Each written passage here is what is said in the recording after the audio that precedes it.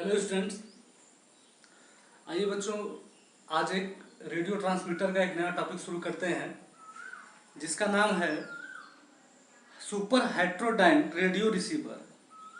देखिए, जो अभी तक रिसीवर बने थे जैसे TRF की हम लोग बात कर चुके हैं, ट्यून्ड रेडियो फ्रिक्वेंसी रिसीवर और क्रिस्टल रिसीवर, इन सब में क्या था कि कुछ कमियां थी और इन कमियों को जानने के लिए मैंने डिसएडवांटेज लिख दिया है। मैं जो है ज़्यादा नहीं बोलूँगा, वीडियो अधिक अधिक लंबा हो जाएगा क्योंकि मुझे लिखना भी है।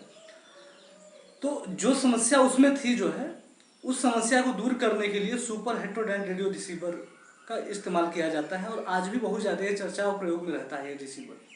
मोस्ट इंपॉर्टेंट टॉपिक है, परीक्षा के दृष्टिकोण से भी सही है। यूपी यूपी पॉलिटेक्निक में कई बार रिपीटेड टॉपिक है ये, तो ये इंपॉर्टेंट टॉपिक है बच्चों, ध्यान से समझना। एक एक पॉइंट को मैं एक्सप्लेन करूंगा, लिखूंगा। देखो, इसका नाम सबसे पहले तो प्रश्न यही आता है कि ये heterodyne super heterodyne radio receiver ये क्या है। देखो, होता क्या है कि जब ये जो मतलब इसमें इनकमिंग सिग्नल और एक लोकल ऑसिलेटर, मतलब एक सामान्य ऑसिलेटर से एक लोकल ऑसिलेटर से एक फ्रीक्वेंसी पैदा की जाती है और दोनों को मिक्सर द्वारा मिक्स किया जाता है। इस मिक्सर प्रोसेस को, मतलब इस मिक्स फ्रीक्वेंसी को हम हेट्रोडाइन फ्रीक्वेंसी कहते हैं और इस प्रोसेस को हेट्रोडाइन कहा जाता है, इसलिए इसका नाम सुपर हेट्रोडाइन रेडियो फ्रीक्वेंसी है। इंटरमीडिएट फ्रीक्वेंसी में बदलने से फायदा ये हो जाता है कि इसकी परफॉर्मेंस बहुत अधिक बढ़ जाती है, सेलेक्टिविटी बहुत अच्छी बढ़ जाती है इसकी, ठीक है, डिस्टॉर्शन कम हो जाता है। एक एक पॉइंट को समझते हैं ब्लॉक डायग्राम के माध्यम से। तो सबसे पहले तो हम देखते हैं कि super heterodyne radio receiver, super heterodyne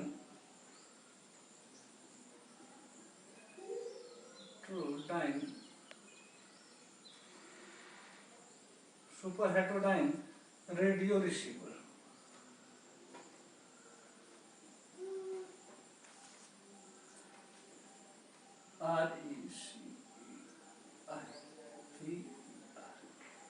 super heterodyne radio receiver. आपसे एग्जाम में पूछता है कि SHRR का ब्लॉक डायग्राम सहित संक्षिप्त वर्णन करें, ठीक है। कई बार मोस्टली रिपीटेड है, हम लोग भी जो बीटेक में थे उसमें भी इम्पोर्टेंट था, एमटेक में भी काफ़ी बार पूछा गया था। मैं तो एमटेक जो है, तो एमटेक में भी जो पेपर था तो उसमें भी ये इम्पोर्टेंट है, कम्युनिकेशन में, एमटेक की परीक्षा में भी। लेकिन बेसिकली जो मैं भी पढ़ाने जा रहा हूँ ये आपको एमटेक का लेवल नहीं दूंगा, ये आपको मात्र पॉलिटेक्निक का लेवल, मतलब बेसिक कॉन्सेप्ट, जिससे आपको इसका बेसिक पता चल जाए किस सिद्धांत पे ये कार्य करता है। और प्रत्येक, आइए एक एक चीज़ को समझते हैं हम लोग। मोस्ट इंपॉर्टेंट टॉपिक है, लाइक शेयर भी करते रहें इसे भाई, क्योंकि थोड़ा सा लाइक शेयर करेंगे, थोड़ा सब्सक्राइबर बढ़ जाएगा तो अधिक लोगों तक ये वीडियो पहुंचेगा, उनको भी लाभ मिलेगा इसका, ठीक है। सबसे पहले तो इसमें होता क्या है कि, अच्छा, इसके बारे में पहले 2 लाइन लिख लेते हैं हम लोग। इसमें क्या होता है, पहला पॉइंट तो ये है कि यह रिसीवर, लड़के कहते हैं कि सर दिखाई नहीं देता है, कभी ब्राइटनेस बढ़ जाता है, तो ब्राइटनेस को मैं कम रखने का प्रयास करूंगा। आइए, यह receiver TRF tuned radio frequency receiver की तुलना में, TRF की तुलना में यह रिसीवर TRF की तुलना में अच्छी परफॉर्मेंस देता है।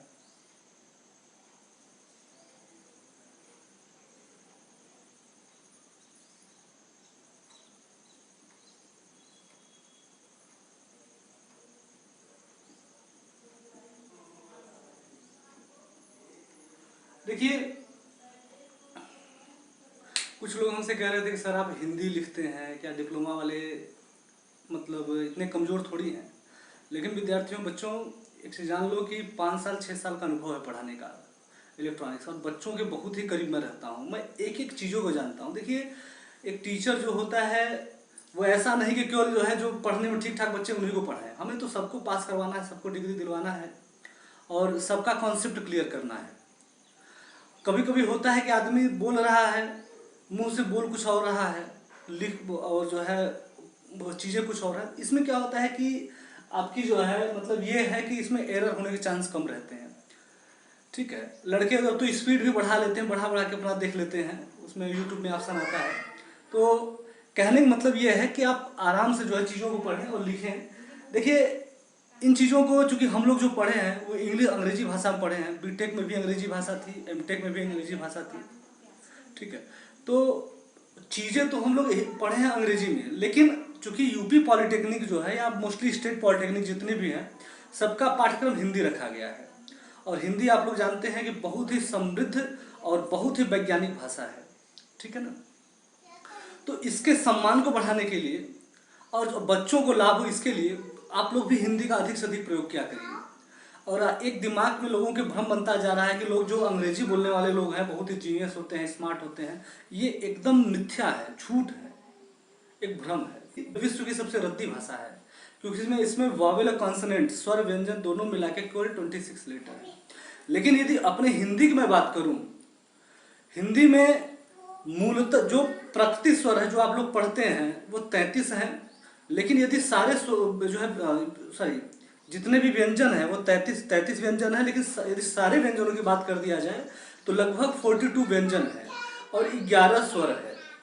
अपने जो है हिंदी में टोटल 52 हो जाते हैं, प्लस उसमें भी जो हिरी है, श्री है इत्यादि जो शब्दों का प्रयोग आदमी कम करता है, इसलिए उसकी गणना नहीं की जाती है।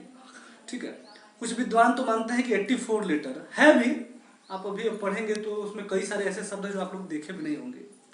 ठीक है, जैसे ये एक शब्द है, इसका प्रयोग आप लोग नहीं जानते हैं, ये बेसिकली संस्कृत भाषा में ज़्यादा इसका यूज किया जाता है। जैसे ओम है तो ये, तो कहने का मतलब ये है कि बहुत वैज्ञानिक, बहुत विकसित और सबसे पूरे विश्व में सबसे अधिक शब्दकोश हिंदी में है। लगभग 1.5 लाख तरह के जो है वोकैबुलरी है, मतलब इसमें चीज़ें हैं, 1.5 लाख शब्द है इसके डिक्शनरी में, और आपके इंग्लिश में 22,000 मात्र शब्द हैं।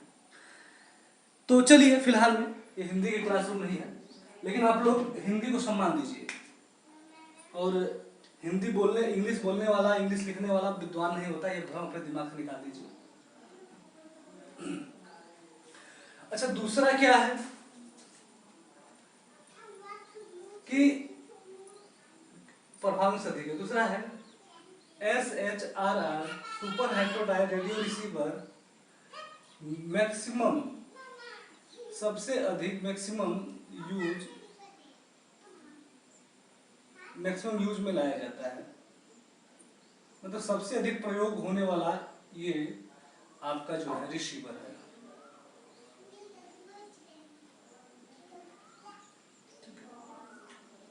इसके वर्किंग के बारे में देखते हैं, पहले इसका ब्लॉक डायग्राम देखते हैं कि ये इसका ब्लॉक डायग्राम क्या है।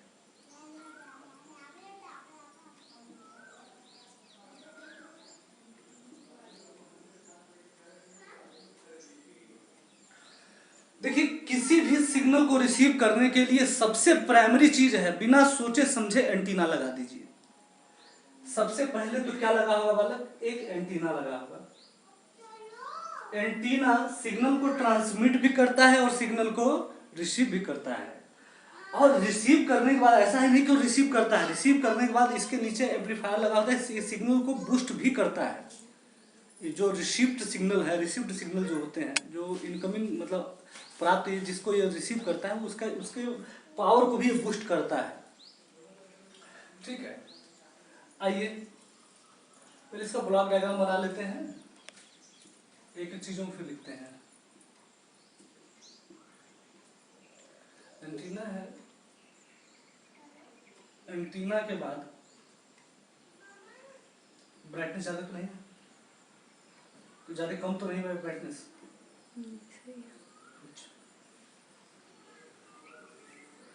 RF एम्पलीफायर, एक रेडियो फ्रिक्वेंसी एम्पलीफायर लगा होता है यहाँ पे।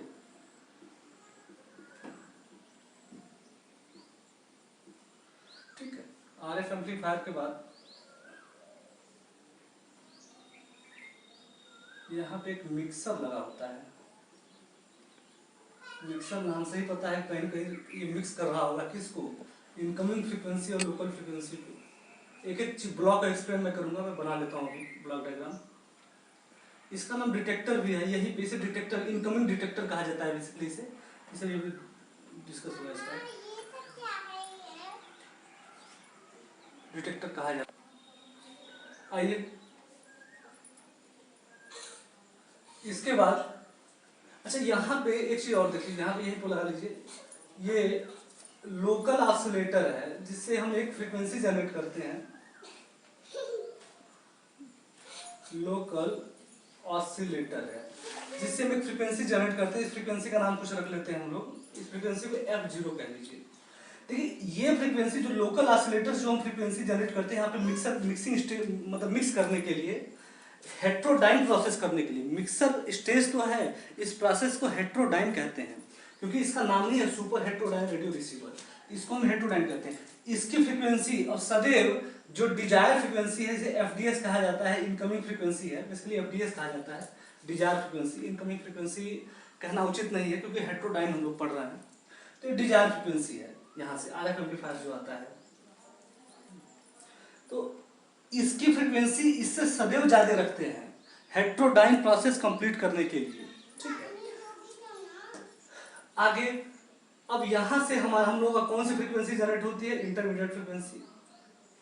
दोनों मिक्स होने के बाद, हेट्रोडाइन प्रोसेस के बाद इंटरमीडिएट फ्रीक्वेंसी जनरेट होती है। और इस इंटरमीडिएट फ्रीक्वेंसी, चूंकि प्रोसेस में प्रोसेस तो हो जाता है लेकिन ये वीक होता है यहाँ पे, मतलब जो रिसीव्ड इनकमिंग इंटरमीडिएट फ्रीक्वेंसी है वो काफी वीक होती है।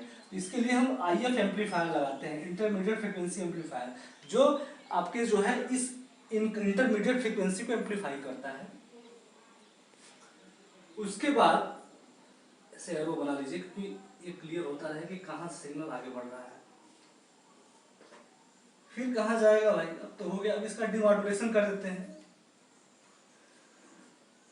डिमॉड्यूल लिख देता हूँ केवल, डिमॉड्यूलेशन या इसे डिटेक्टर प्रोसेस भी कहा जाता है बेसिकली। डिटेक्टर, डिमॉड्यूलेशन को टेक्निक मतलब डिटेक्टर कह दिए, मतलब ये आपके ओरिजिनल सिग्नल कन्वर्ट डिटेक्टर, ठीक। यहाँ पे डिटेक्शन की प्रक्रिया कंप्लीट हो रही है, लेकिन डिटेक्शन के बाद जो हमारा प्राप्त सिग्नल होता है बहुत ही वीक होता है, आप लोग भी जानते हैं। देखिए भाई, जब सिग्नल ट्रांसमिट होता है तो जगह जगह क्या होता है कि मतलब एक रिसीवर लगा होता है और एक एम्पलीफायर लगा होता है एंटीना के पास, जो सिग्नल को रिसीव कर कर बराबर एम्पलीफाई करता रहता है कि वीक ना हो। लेकिन इस प्रोसेस होते होते जो आपकी इनकमिंग जो मॉड्यूलेटिंग सिग्नल है, मॉड्यूलेटेड नहीं, मॉड्यूलेटिंग, मॉड्यूलेटेड मतलब जो कैरियर के साथ मिक्स जो सिग्नल होता है उसे मॉड्यूलेटेड कहते हैं। विदाउट कैरियर मतलब जो आपका ओरिजिनल सिग्नल है, बेस बैंड सिग्नल है, उसे हम मॉड्यूलेटिंग सिग्नल कहते हैं। तो जो मॉड्यूलेटिंग सिग्नल है वो काफी वीक हो जाता है। यहाँ पे क्या होता है भाई, इसमें दोनों स्थितियां होती है, मतलब इसमें क्या होता है कि इसका पावर और वोल्टेज लेवल दोनों कमजोर हो गया होता है। तो इसमें क्या लगाते हैं हम लोग, यहाँ पे एक वोल्टेज एंड पावर एम्पलीफायर लगाते हैं। ये अलग अलग स्टेज है, ब्लॉक में दिखा रहा लेकिन दिखा दे रहा है, ठीक है। और इसके आउटपुट को यहाँ से जो है हम एक स्पीकर लगा के इस ऑडियो सिग्नल के आउटपुट को ले लेते हैं, प्राप्त कर लेते हैं, ठीक है। तो ये रेडियो रिसीवर है, कौन सा, हेट्रोडाइन प्रोसेस है। आइए एक एक ब्लॉक को हम लोग समझते हैं अच्छी तरीके से, किस ब्लॉक का क्या कार्य है।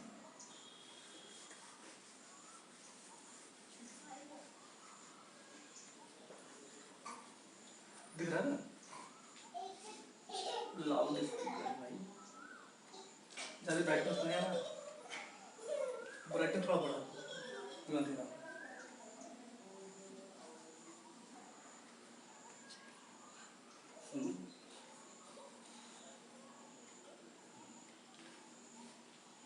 तो बच्चे कहते हैं सर कभी बहुत कम हो जाता है, कभी ज्यादा हो जाता है। आइए सबसे पहले इसका मेन लाभ है सुपर SHRR का मेन का कार्य क्या है कि ये प्रत्येक आने वाली सिग्नल को, प्रत्येक आने वाले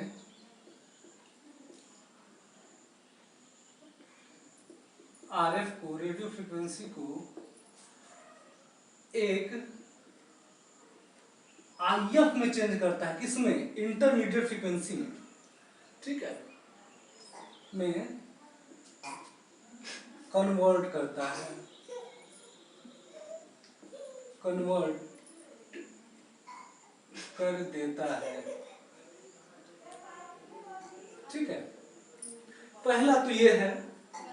ठीक है, दूसरा क्या है कि ये जो कन्वर्जन की प्रक्रिया है इसको हम हेटेरोडाइन कहते हैं। थोड़ा सा आरएफ को, मतलब रेडियो फ्रीक्वेंसी को आरएफ को आईएफ में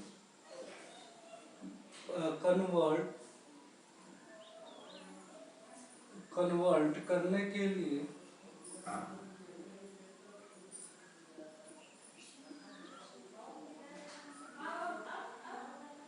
परिवर्तित करने के लिए हेटेरोडाइन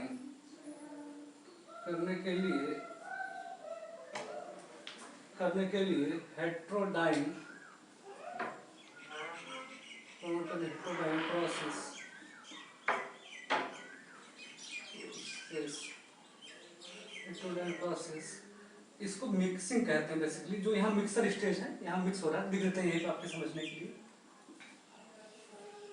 मिक्सिंग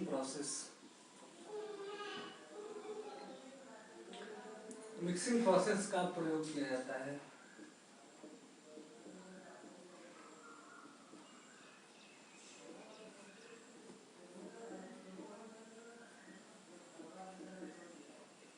ठीक है,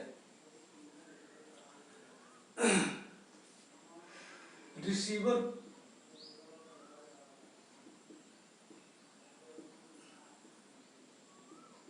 जो रिसीवर पे आने वाली फ्रीक्वेंसी है इसे बेसिकली हम कह लेते हैं एफएस, कह लीजिए इसे।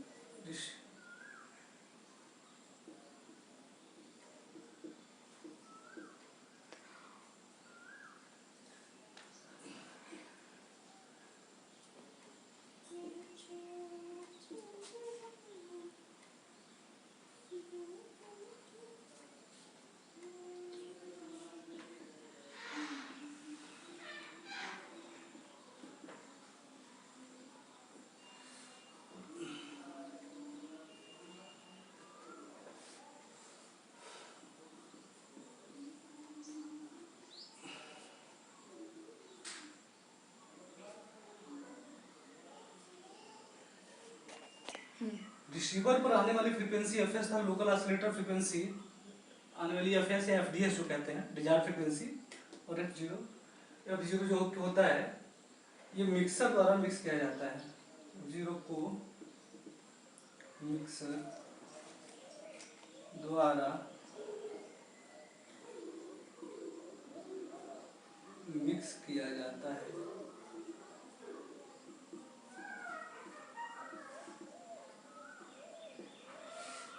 मिक्सर द्वारा मिक्स किया जाता है।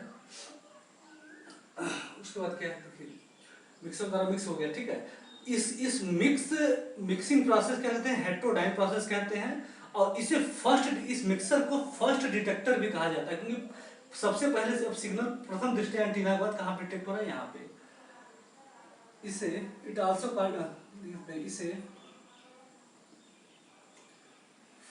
इसे मतलब यहाँ लिख देते हैं, मिक्सर को फर्स्ट कहते हैं,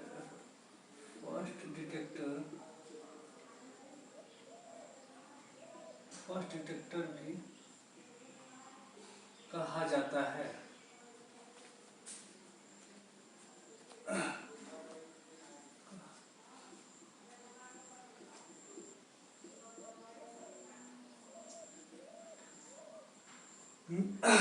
अब यहाँ देखिए, थोड़ा सा इसे मिटा देते हैं,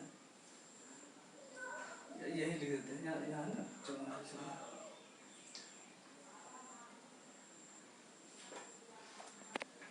देखिए मिक्सर से जो प्राप्त होती फ्रीक्वेंसी, ये इस फ्रीक्वेंसी का डिफरेंस होता है।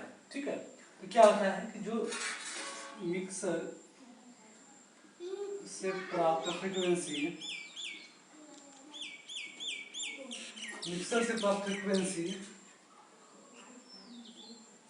तथा मिक्सर से प्राप्त फ्रीक्वेंसी एवं लोकल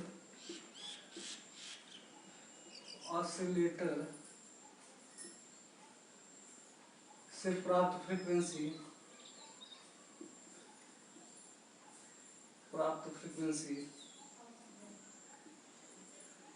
का डिफरेंस होता है।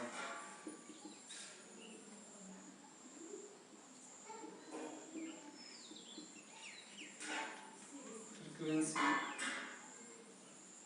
का डिफरेंस मतलब ये क्या है इस टर्म, थोड़ा एक इक्वेशन लिखा उसे देखिएगा आप लोग।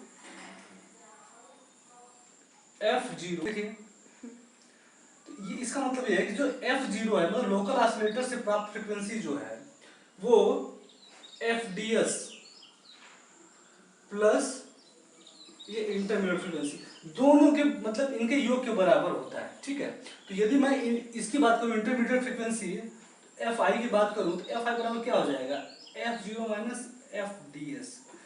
इसी टर्म को मैंने यहाँ पे लिखा है, ये इक्वेशन है। क्योंकि आप जो बड़ी क्लास है जब आप जब बीटेक करने जाएंगे आप लोग या एमटेक करेंगे तो वहाँ पे इन सब चीज़ों को डिटेल पढ़ेंगे, इसका प्रूफ भी है। ठीक है, कि कैसे हुआ कैसे, तो कई एक इक्वेशन है तो आपके सिलेबस में नहीं है और आपको अभी बेसिक जानकारी मैं दे रहा हूँ सुपर हेटेरोडाइनमिक रेडियो रिसीवर के बारे में। यदि आपको जानना होगा किसी बच्चे को तो बता देना आप लोग मुझे, क्लासरूम में भी समझा दूंगा या आप लोग कहेंगे वीडियो बना दूंगा। ठीक है, कोई दिक्कत नहीं है, क्योंकि ये लॉकडाउन क्लास है, आप लोग समझ लीजिए चीज़ों को। वो क्लासरूम वाली फीलिंग चूँकि यहाँ पे आ नहीं रही है, फिलहाल मैं प्रयास में कर रहा हूँ कि आप बेहतर चीज़ों को दिया जाए। ठीक है, अच्छा ये हो गया मिठाई से, ये भी लिख लीजिएगा आप लोग, थोड़ा सा एग्जामिनर पे का परीक्षा में लिखेंगे तो इसका गुड इफेक्ट पड़ेगा, ये लड़के को हाँ कुछ जानकारी है। अच्छा, इसके बाद सिग्नल कहाँ जाता है, इसका डिमॉड्यूलेशन डिटेक्शन होता है, मतलब डिमॉड्यूलेशन लिखूंगा नहीं, इससे यहाँ पे डिमॉड्यूलेशन होता है। डिमॉड्यूलेशन क्या होता है, आपका ओरिजिनल सिग्नल प्राप्त होता है, उस ओरिजिनल सिग्नल को वोल्टेज एवं पावर एम्पलीफायर द्वारा एम्पलीफाई किया जाता है।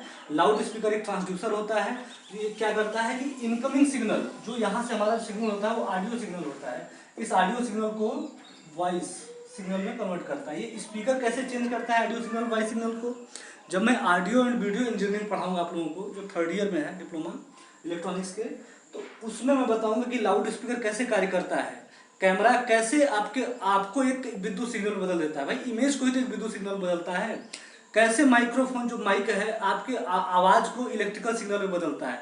देखिए आप अंदर से देखेंगे चीजों को ना तो आपको लगेगा कि नहीं ये मैकेनिकल प्रोसेस है। जो भाई ऑडियो सिग्नल क्या है, जैसे आपका आवाज ऑडियो सिग्नल बदल रहा है, ऐसा तो है नहीं कोई इसके अंदर कोई बैठा है तुरंत आपको बदल दे रहा है, ऐसा कुछ नहीं होता, अंदर सारी चीज़ें होती हैं। जैसे माइक की बात करूँ ना, कभी क्रिस्टल माइक मान लीजिए, क्रिस्टल जो क्या कहते हैं उसे, क्रिस्टल माइक जो होता है, माइक्रोफोन क्रिस्टल माइक्रोफोन जिसे कहते हैं हम लोग, तो क्रिस्टल माइक्रोफोन में क्या होता है कि यहाँ पे एक रोचर साल्ट टूरमलिन या क्वार्ट्ज का एक क्रिस्टल होता है, इस तरीके से ये क्रिस्टल होता है, और यहाँ पे एक छोटा सा हैमर होता है एल्युमिनियम का, बहुत हल्की एल्युमिनियम धातु आप जानते होंगे, और यहाँ से एक स्प्रिंग लगा होता है, स्प्रिंग से जुड़ा होता है, ये इससे जुड़ा होता है ये हैमर। ठीक है, और ये डायफ्राम जैसा होता है, इसलिए ऐसा होता है, कवर बन गया, ये डायफ्राम होता है, ये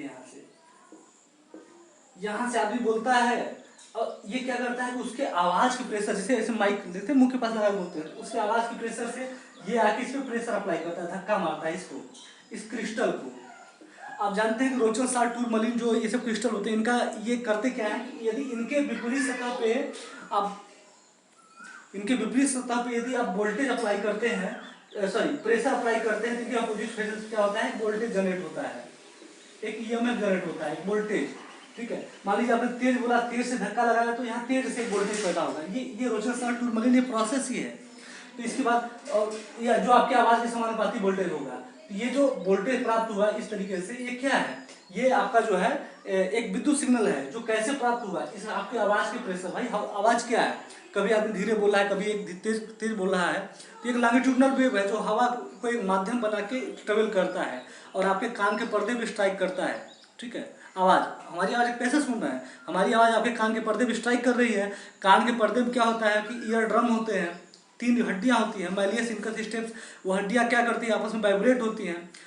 वो कैसे वाइब्रेट करती हैं, आपके आवाज़ के प्रेशर के समानुपाती आवाज़ आपका हवा के को माध्यम बनाते हुए चला जाता है। और आप जानते हैं कि सबसे डेंस जितना सघन माध्यम होगा उतना ही ध्वनि की चाल अधिक ज़्यादा होगी। मैक्सिमम ध्वनि की चाल आप लोग जानते हैं को उसमें होता है ग्रेफाइट में, सबसे सघन तो वही है ग्रेफाइट, उसी का एक अप्रूप हीरा है, कार्बन का अप्रूप ग्रेफाइट होता है, ठीक है। तो उसके बाद स्टील में भी कुछ लोग कहते हैं कि स्टील में ध्वनि की चाल सबसे अधिक होती है, सबसे अधिक नहीं होती, 332 मीटर पर सेकंड होती है, ठीक है। तो एयर होता है, एयर में भी स्पीड ध्वनि की चाल कम होती है, लेकिन एक चीज जान लीजिए, लाइट इसका विपरीत है, लाइट स्पेस में सबसे अधिक ट्रेवल करता है, मतलब मैक्सिमम चाल जो लाइट की होती है वैक्यूम में होती है, और ध्वनि की चाल सबसे अधिक डेंस मीडियम में होती है।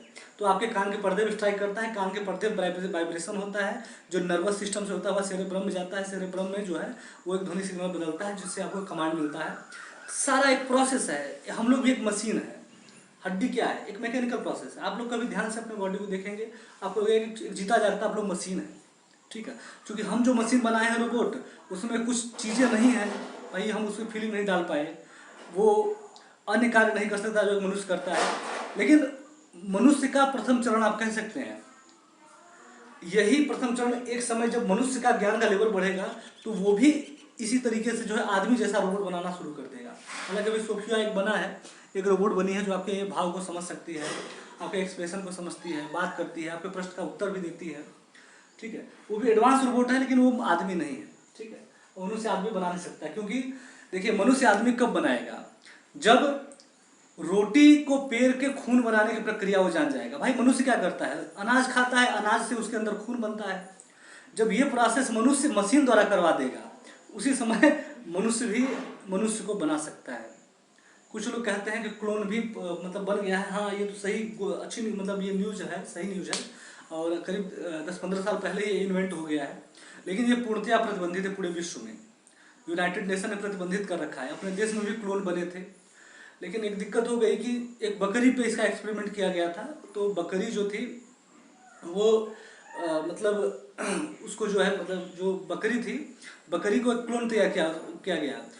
तो उसमें हुआ क्या कि जो उसका बच्चा था बकरी का, जो मतलब क्लोन था बकरी का, जैसे जैसे बकरी को एक रोग हुआ, उस बच्चे को भी रोग हो गया। जिस दिन बकरी मरी उस दिन उसका बच्चा भी मर गया। तो एक क्लोन, अब बेसिकली इसका यदि गलत हाथों में ये टेक्निक लग जाती तो इसका मतलब मिसयूज भी हो सकता था, इसलिए पूर्णतया प्रतिबंधित है क्लोनिंग, ठीक है। तो अब क्लोन नहीं बनाया जाता। चलिए, इसका एडवांटेज और डिसएडवांटेज बचा हुआ है, किसी नेक्स्ट क्लास में हम कवर कर देंगे, या 5 मिनट में जाइए, अभी कंप्लीट करवा दिया जाए।